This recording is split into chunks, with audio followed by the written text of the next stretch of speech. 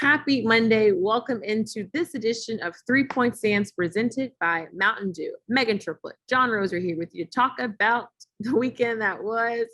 Roser's got a lot of energy and I can't wait to talk to him because we got to talk about the NBA draft. Roser, I have not talked to you. It feels as if the NBA draft was at this point like a whole entire week ago, but it wasn't. Just a couple of days ago, it was on last Thursday, and the Memphis Grizzlies, we got our guys. We got Jake LaRavia, David Roddy, Vincent Williams, and Kennedy Chandler. And we also got Kenneth Lofton Jr., who signed as well, right? He's a two-way, signed as a two-way. And if you look at all the guys that we have grouped up, because on Friday we got a chance to see 4 of the guys up there on the podium speaking. They had their jerseys already. They had the last name on it. But I mean, Roser, I saw you tweeting on draft night. What's your overall just takeaway from what Zach Kleiman and this front office group were able to get on draft night? Yeah, so I think, we're fans. Or I do think we're some fans whether they need to halt their criticisms and maybe they're right on these. We don't know. But this is pretty well documented. This is the mode of operation for this team. Whereas people say, well, they could have just stayed at 22 and 29 and gotten LaRavia and David Roddy. That may be so with Roddy. It probably is. Who knows? But with LaRavia, the Grizzlies jumped from 22 to 19 to grab him. A lot of that is because LaRavia worked out for teams that picked, I can't remember who they are off the top of my head, the teams that picked 20 and 21. And the Grizzlies, they did this with Brandon Clark, Desmond Bane, Santi Aldama, Xavier Tillman, and now they have done it with Jake LaRavia, David Roddy, Kennedy Chandler. Vince Williams, they got at the 47th pick, which they had. That was their pick. They identify the guys they want in the draft, and they go and get them. They do. That's what they do. And they have earned the benefit of the doubt that what they're doing is right and that the guys they're going – nobody is going to care that you jump from 22 to 29 in the grand scheme of things to get Jake LaRavia. If Jake LaRavia is really good, if he's a good player. And nobody's going to care that you traded DeAnthony Melton for David Roddy at 23. If David Roddy's a good player, nobody's going to care about that. I know fans are a little more upset about the Melton thing, and I get it. I love DeAnthony too, but the fact is DeAnthony had not played well in the playoffs. He had not shot the ball well at all in the playoffs. You go look at his regular season numbers compared to his playoff numbers, and it's a massive dip. You're talking like 30-something percent, like 33% from the field, 26% from three. I love Melton, and I'll miss him, but I think what you see what this team's doing. Look, I think the Grizzlies are one of the biggest surprises of draft night because I don't think, I asked a question on Fill in the Blank to Chris, Devin, and Kelsey about how many players are we? We have 3 picks. Going into draft night, we have 3 picks. The number of new players we will have on the team after Thursday night will be, and we all said 1 to 2, where we have 4. Plus, we added a 2-way, so 5. It's a big draft class, and it's crazy. Yeah.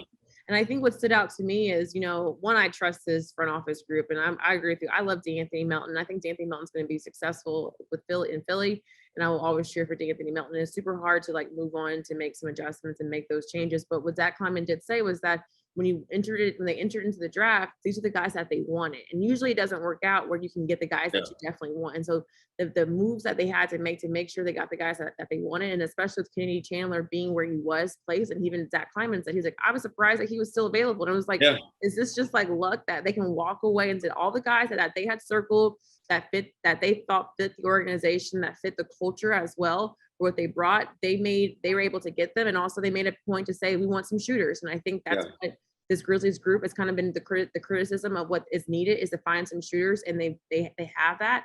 And you can tell by the way that they talked at the podium on Friday is that they're ready and willing to learn. They're ready to play the summer league. They're ready to play behind John Morant and to learn from these guys. And so to see that, and you had Coach Jenkins on the corner, had that dad smile, what? I'm so proud of this guys.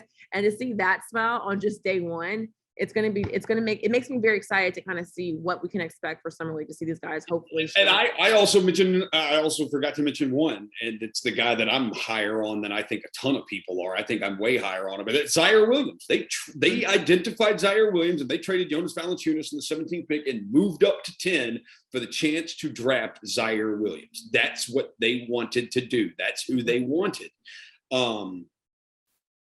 So that, like, they identify guys they want and they go and get them.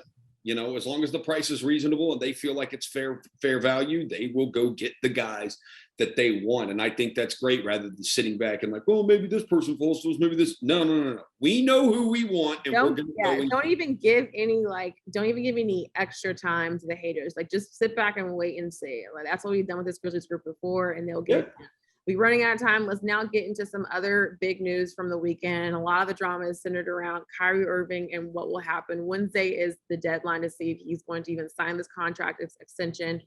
Is Brooklyn going to give him what he wants, that 4-year, 5-year max deal? Will he leave $36 million on the table? And if he walks away, what happens with Kevin Durant? It's a huge domino effect, and we're all watching. It's a massive domino effect. And as I heard, listen to Zach Lowe's podcast over the weekend after the draft with Bobby Marks and Jonathan Gavoni. And look, nobody knows what Kyrie Irving's going to do, because nobody ever knows what Kyrie Irving's going to do. Your guess is as good as mine. The guy lost like $17 million this year because he didn't want to get vaccinated, so he just sat out. It's not.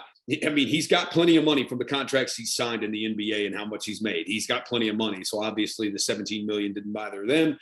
I've thought since the season ended, I've thought Kyrie Irving will end up in Los Angeles playing with the Lakers. I still believe that somehow. I don't know how, but I do believe, it would not shock me if he just declined the option and went and signed a taxpayer's exception out there. It would not surprise me at all if that's what he did. I did find the thing interesting that, Zach Lowe did say on his podcast was, yes, if that happens, then Kevin Durant, yes, he's under contract, but like Brooklyn would move him because they don't want to keep him there if he's just not going to be happy and not going to be receptive to whoever, to what they're doing there. So Zach Lowe said, whether fans of any team out there wants to mention it or not, and you may want Kevin Durant, you may not want Kevin Durant. I don't know why you wouldn't want Kevin Durant, considering how great of a player he is.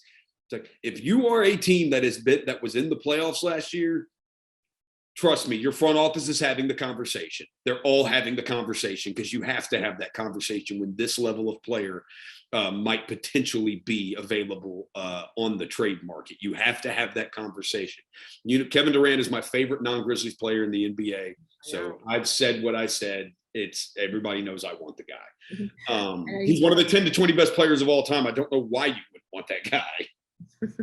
Well, here's my thing. I think the biggest thing is you don't know what Kyrie's thinking and what he's going to do. And I think that's what's the intriguing part about it. And because we've seen Kyrie make decisions that you might not agree with before. And so you can see it going both ways. Like, will he really leave $36 million on the table? A lot of money to me, maybe not that much money to him, and what he wants to prove and show that I'm deserving of a longer contract if Brooklyn's not giving him that. And then for Kevin Durant, could this very well end this Brooklyn Nets relationship? He says that it could. Maybe Brooklyn can make some other moves and bring other guys around him where they want Kevin Durant to really fully stay. He signed the contract extension last year, so we'll have to kind of wait and see. And our last stance of the day, Roser. We got to give a minute to talk about. Not a stance. Congratulations to Ole Miss baseball. I didn't watch a second of it because I don't watch college baseball. I don't watch Major League Baseball. Why would I watch college baseball? Well, look, I'll tell you this. The only time I tune in is usually during the College World Series. I'm more of a softball fan, but I walked in during the 8th inning when Ole Miss was down 1, and to see 2 wild pitches where they were able to score 2 runs off of them, and have an 8th inning where it was a 3-1 inning where they got the lead. It was who did they play? I don't even know who they played. They played Oklahoma and swept Oklahoma. They won the first 2 games. They win it. Ole Miss was the last team in. They had the last at-large bid, had to go on the road for regionals and super regionals, and they had the toughest road to get there. And the fact that they swept Oklahoma, last team standing, the trophy stays in Mississippi State won last year. Congrats to Ole Miss. It's their first. Hotty toddy, gosh almighty, flim flam, ben blam, Ole Miss by damn. Congratulations to Ole Miss. I know a ton of fans. You know a ton of fans. So congratulations. My mom is an Ole Miss. My mom is like that. That's where she went. So we do support Ole Miss, here and there. And so congrats to them. So we watch. All right. That's all the time we have for this edition of 3 Point Stance presented by Mountain Dew.